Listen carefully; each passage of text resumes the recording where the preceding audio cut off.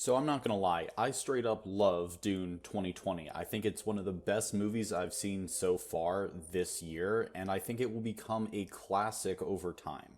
But I think one of the parts of the movie that not a lot of people look at is the villain, Vladimir Harkonnen. And I actually think that the way Vladimir Harkonnen is written perfectly parallels what I think good D&D villain writing should be. So let's talk about that.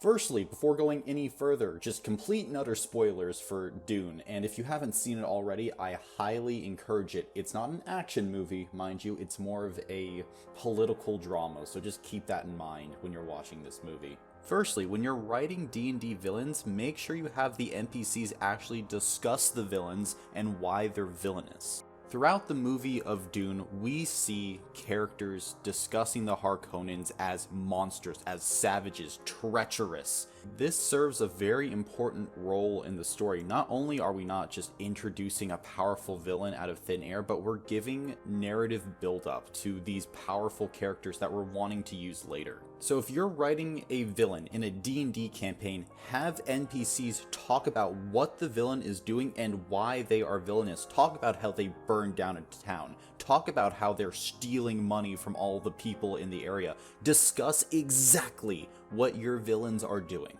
That way your players can know exactly who they're dealing with when they're beginning to interact with that villain. And now the second point I want to take away from Dune and how they write their villains is that the villain needs to impede the party in some way. At first indirectly, and then later more and more directly as we build up the narrative stakes and the actual struggle between heroes and villains. Now in Dune, when House Atreides goes to inspect the spice miners, we learn that the Harkonnens sabotaged the mining equipment that nearly leads to the death of Paul, Duke Leto. Now, doing this kind of thing in a D&D campaign is vitally important because yes, you'll have NPCs talk about this is what the villain is doing to me. And if your players really care about the campaign setting, that might be enough, but the way you truly get players to hate the villain is when they actually fuck with the players in some significant way. Players don't like it when villains make their lives more difficult, especially if the villain costs the players something. Now, in Dune 2020, due to the actions of the Harkonnen, House Atreides loses out on spice, a very valuable resource, the most valuable resource in the entire galaxy. Now, your villain is probably not going to deal such a blow to your players. However, if they, like, say, break the paladin's magic sword or stop the players from getting their payday on a quest, now that villain has just shot up to the #1 most wanted on the party charts. Villains messing with player activity is so important, and the way you can also amplify this and amplify the hate even more is if the villain interacts with the players and impedes them on quests that have absolutely nothing to do with the villain. Maybe in your campaign you have a Dark Lord, but the players aren't interacting with them right now. Now they're on a side quest to deliver a letter somewhere. But if the Dark Lord's minions ambush them on the road, steal the letter, and mess with that whole side quest and mission, now the players are going to be so pissed because they're not even interacting with this villain, and yet they are still being essentially attacked, provoked by them.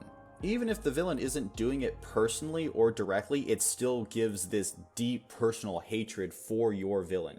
Third, you have to have threatening lieutenants. You don't want your main villain to be in front of the party face to face more than they absolutely have to, because let's be honest, 5th edition D&D parties are buzzsaws. They chop through encounters like it's nothing.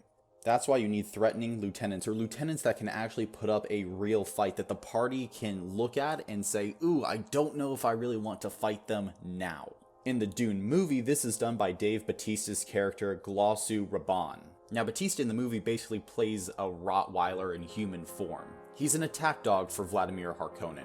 The lieutenant should be built-up 3-dimensional characters that give a face to the villain who's farther away, or at least can be the envoy for their actions and their will. Bautista's character helps lead the final attack against the Atreides and is that centerpiece on the battlefield for the will of Vladimir Harkonnen. Even though Vladimir Harkonnen isn't on the battlefield, by having this lieutenant there, we can infer their will. And inferring a villain's will on the battlefield is very important because you don't actually want every one of your main villains to be great in combat. I think some of the best villains I've ever run are ones with just a regular noble stat block. They're not great on the battlefield. They have to use their lieutenants, but it's their mind and it's their will and it's their personality that drives the story forward. But this is also D&D 5th edition, so you're going to want battles and combats, and that is where you have your threatening lieutenants come in. And finally, let's speak about those battles and combats because this is where you establish a credible threat. And honestly, this is where Dune 2020 shines so much because we have this villain who is actually and truly a villain. One who is not stupid, one who outsmarts our protagonists, and one who actually wins. By the end of the movie, Vladimir Harkonnen's plan has worked out essentially perfectly. House Atreides is destroyed, Dune is his, he's back to spice mining operations, and he did it all without killing Paul and Lady Jessica because he can't go against the Bene Gesserit. He's more than a credible villain and a credible threat. And this is what you want from a villain in your D&D campaign. Many times villains just seem stupid and bumbling, and you ask, how did you even get into a position of power? And you don't want that. A main villain should be someone that goes toe-to-toe with your D&D party and matches them in their wits.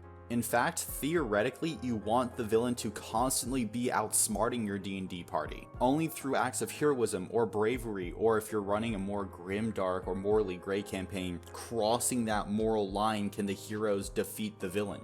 Now, but what does a credible threat or an outright victory look like? Well, again, let's talk about an outright loss scenario. Let's say your villain is trying to take over a town, but what would an outright loss for the party look like? One of the easiest things to do in this situation is just to have the party be captured. The villain or their minions or both beat the party in what is essentially a fair fight. The party isn't at a disadvantage, they're going in with all their weapons, all their abilities, and yet they still lose to the villain. They're just overpowered. Now, a fair fight doesn't necessarily mean that the villain doesn't walk them into a trap or that at the start of the battle the villain has significantly better odds, but you're not doing anything to hamper the party. You're not nerfing them in any way, they're at their full power and yet they still lose to the wit or the power of the villain that you have. Perhaps the party needs to be rescued from this situation to avoid being captured, or an NPC comes at the very last minute to help drive off the villain temporarily. The party would have outright lost. The campaign would have been over unless an NPC or some other force came and rescued the party. This is something that you have to use sparingly because you don't want your party to become reliant on NPCs saving them. It's actually a good thing narratively if that NPC savior dies rescuing the party at the hands of the villain. Now, one of the things you don't want to do in an outright loss scenario is have a situation where the party has to retreat. Even if the odds are overwhelming, even if there is no reason for the party to fight, the party will still choose to fight. D&D parties don't lose very often, and because of that, it's wired in their minds just to not run because they'll beat any encounter that comes before them. If you are expecting the party to run, just know that they will never run, and if you're expecting them to stand and fight, that is like the one scenario where they will actually run. Never create a situation, all you DMs out there, where you need the party to retreat. It's not going to end well for you. But let's talk about an interesting situation where not a lot of DMs employ. Let's talk about a situation where the party wins the battle but loses the war, and this is loss by scale. Now, what does loss by scale look like? Well, loss by scale is when the villain attacks a city and there are 3 different threats. The party can defend the gate, defend the king, or go and try to track down a secret artifact that is potentially loose in the city so that they can keep it from the villain. The party only has so much time, and so they can only go and do one of these objectives, and even if they succeed on that objective, the villain still wins by scale. That villain has 2 wins to the party's 1 win. It's like how many villains in comics beat Superman. Superman is going to beat any encounter you throw at him. He's a level 4,000 player character, but he can only be in one place at a time. So you just throw too many threats at Superman so that he can't deal with them all. This is how you can challenge a party, and this is how you can make a villain have a truly credible threat. Because if we look back at Dune 2020, looking at what's going on, Vladimir Harkonnen does a full court press. Not only is he attacking the army, he's attacking Paul, he's attacking Duke Leto, he's attacking Duncan, Idaho. Vladimir Harkonnen is attacking everything, and he's winning by scale. Sure, House Atreides wins individual battles, but at the end they are just overwhelmed. I mean, look at the fate of Duncan Idaho throughout the movie. He kills so many Harkonnen and Emperor's troops, but at the end he still falls due to their overwhelming force and number. This is how you beat a D&D party without actually having them lose. You are essentially making a game that the party cannot win fully. And you know what? Some might call that unfair, but I call it life. Like, you're not going to be able to win every single situation you're thrown in. Sometimes you just have to mitigate and run damage control. The key thing is that in loss by scale, the party is still able to get out of the situation and it's not going to completely cripple their entire game because they lost 2 out of the 3 objectives. Also, when making a villain, make them absolutely despicable. Have them lie. Have them be the worst person. In the movie, Vladimir Harkonnen completely betrays the doctor who betrayed House Atreides to help him. Showing this completely reprehensible nature really just unsettles a party, and it truly does make them hate the villain.